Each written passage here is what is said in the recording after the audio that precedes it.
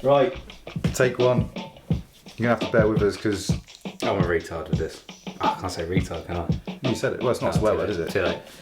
Depends on what context you put in.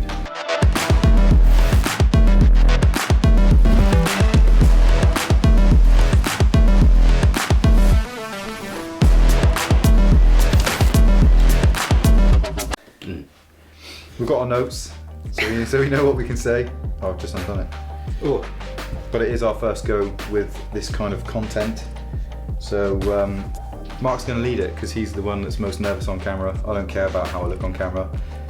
Mark, being the Adonis that he is, obviously always cares about his image. yeah, right. Yeah, so the event, Dawn To Dusk 24 hours. Basically, it's an event that's run for 20 years. And once a year, everybody gets together to either enter a 24-hour race, a 12-hour race, or a 6-hour race. Basically, it starts on a Saturday, 7 PM start, straight into the 24-hour race, nighttime stint straight off the start. Ride right through the night. At 7 AM, a 12-hour race starts, joins onto your race. At 1 PM, the 6-hour race starts, everybody out on track. It starts off with a short track on the night, 7 miles long. Daytime runs into a 16-mile lap for the long lap, and everybody out just trying to finish the race. And then 7 PM on the Sunday, race finishes, and hopefully you've managed to finish. And then you get to walk away, if all's gone well, with one of these bad boys. This is my one. Mark has actually got one, and Mark's also got another bit of slate because you came. I did come third, so very luckily. Not quite as good as 7th, but yeah, yeah. So Jepo got 7th, I got 3rd. in the sportsman marathon. Yeah, sportsman marathon. That's got to be very clear. Yeah, so there are different categories. So there's veterans, expert, clubman, sportsman, and was there a novice on that one or not? I think there was a ladies group and there's also like group riders as well. So you've got 2-man teams, 3-man teams. You've got big bikes, all that kind of stuff. So there's loads of different categories. The big twins as well, yeah, which is mental. But they got like 8 laps in, which is, to be fair to them, to throw such a big bike around that course. That's nuts. Which was a hard course, to be fair, even if they didn't do the extreme parts, was insane. Don't think for one second that we're saying 7th, 3rd because we did that overall.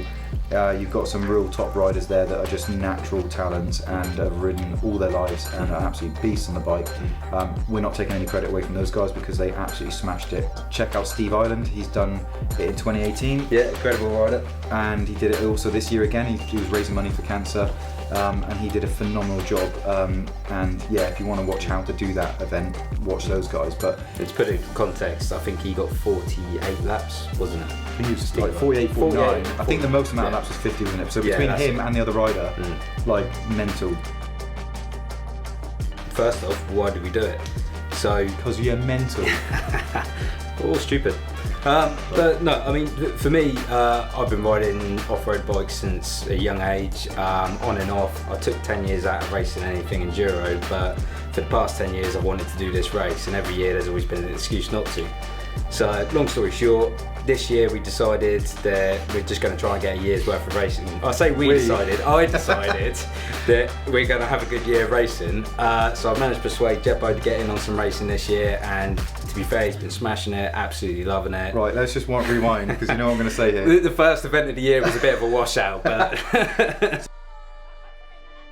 so yeah, prep-wise for the 24, like Jepo says, is much more involved than your bog standard enduro race. Take your 3-hour or 6-hour event.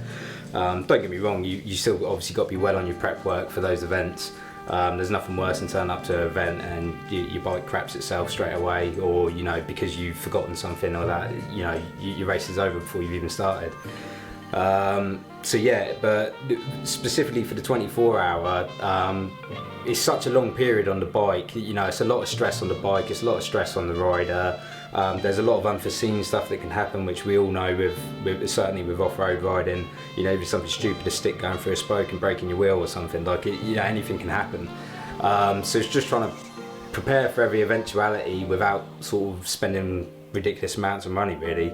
In terms of the bikes, I mean, obviously you need to go through the bike meticulously. I mean, you should do anyway between races or certainly every other race. You know, you should be going over everything on it, but just making sure that literally everything on the bike is bolted up as it should be. You know, your chain's not too worn, because you think 24 hours of racing is a long period of time. The last thing you want is your chain snapping. But for us, we sorted out a lot of spares anyway. So we bought spare chains and sprockets. We bought spare tyres. We had inner tubes. Even though we run mooses, if we did have to change a tyre on a wheel for whatever reason, we wanted to go for a quicker option, we had the inner tubes there as an option as well. Spare levers. I actually had spare rads that were in storage, so we took some spare rads with us, spare coolant hoses, all the fluids that you're going to need if you needed to drop your oil for whatever reason or work on your clutch. A few spare gaskets, you know, just sort of stuff that you can get away with.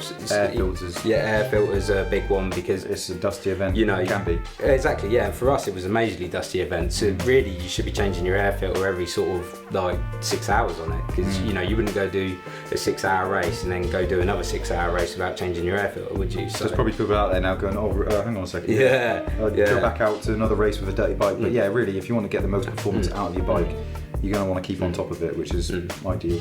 But if you've got a finicky bike like me, you want to be keeping on top of it anyway, because my bike breaks down anyway, so no matter what you do to it. But to be fair, it lasted 18 hours of the race before it decided to break down.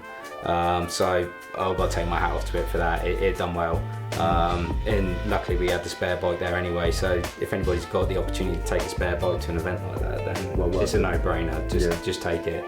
That just means you're going to complete the race. At the end of the day, there's plenty of people that turn up with just one bike. We were fortunate enough to have a mate that was able to lend us a bike. And like I say, it was what allowed us to actually get across the line. So had we have not had that donor bike, it would have been race over. It would have been race over. It would have been DNF. And the ultimate goal is we just wanted to finish the race. And the other side of the prep work is just your accommodation in your pit area for the 4-day event. Well, it's 2 days of riding, but obviously you get up early on the Friday to get all set up, and then most people will leave on the Monday morning, so it's realistically a 4-day event. So yeah, it's just having all sorts there really. I mean, we had a generator running 240 power for us. Obviously you need lighting under your gazebos through the night time period, especially you want gazebos if it's going to be a raining event there. It's just so much that goes into it. I mean, I ended up writing a list. It was about 4 A4 pages long back to front, just so that we had everything that we needed there. Yeah, in the actual race though, so obviously we started off at 7 PM. Both got pretty good starts off the line. My bike was its usual pain in the arse, didn't want to start on the button again.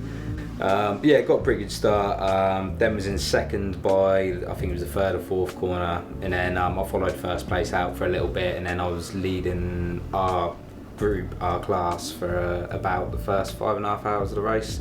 I had a pretty nice pace going on. I backed off a lot more than what I'd usually ride, obviously, because we're going for 24 hours.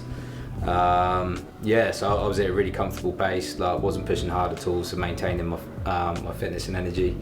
But unfortunately I did crash at about 5.5 hours in, because my front headlight went out, and I had a head torch on because we had a good setup of head torches as well that were hardwired into the battery, but the head torch was dirty anyway, so it wasn't beaming out a great deal of light, and the front headlight went out, so I just glanced down and I clipped something, and I went straight over the handlebars, sort of scraped a tree into a ditch, and then the bike flipped up and landed on me. Are you feeling it?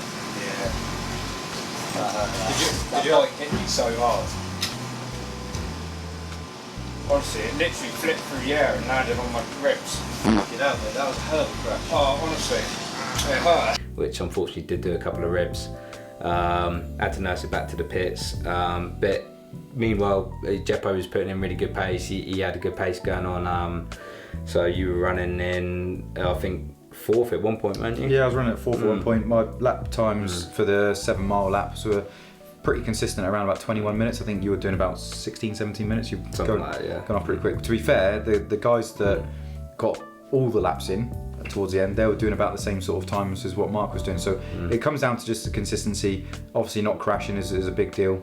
Bikes not falling apart, and just being able to ride consistently. Now, I wouldn't for a fact be able to ride consistently for the whole 24 hours because just not used to that amount of riding in one go, and my hands were really suffering. They pumped up to about twice the size they are now. Arm pump wasn't that bad, but it's really just in my hands. And even now, like there's no real feeling there. I can feel pressure, but there's no sensitivity. Grip was a problem for the best part of a week afterwards. But yeah, that's just the way it goes. Absolutely, yeah, it's all part of racing. So yeah, we both had breakdowns as well. So I got pretty good laps in during the night, other than the crash, which probably lost me about 2 laps in time. But then yeah, I had 2 breakdowns as well, which cost me loads of time, which is just unfortunate. But again, that's part of racing. And then jumped on the spare bike, carried on, managed to finish the race. Jepo had the spare wheel, carried on, managed to finish the race. So that was the main thing. That was what we both set out to do, was to finish. I secretly wanted in my head a podium finish, which fortunately I did end up getting 3rd. So yeah, got what I wanted. Shame, because could have definitely done better if it weren't for the few mishaps, but that's racing. That's all part of it. So as always, next year. Exactly, and it will be next year too. Hopefully you've had a few takeaway points from this video. Hopefully you've learned something. Hopefully we've helped with regards to potentially your prep work going into the race. If you've got any questions, just bang it in the comments below. If you want to know more about the event, go on to Dawn To Dusk. Dawn To Dusk. I always get it wrong around. I want to say dusk till dawn, because effectively you are starting at dusk. No, you are starting at... You finish the race at dusk though. You do. But the 12 hours dawn till dusk, isn't it? The break of dawn. Anyway. But basically go to Dawn To Dusk. Yeah. So. Go on the right Facebook page, the right website, which is Dusk to Dawn. The wrong way around. No, it's the wrong way around.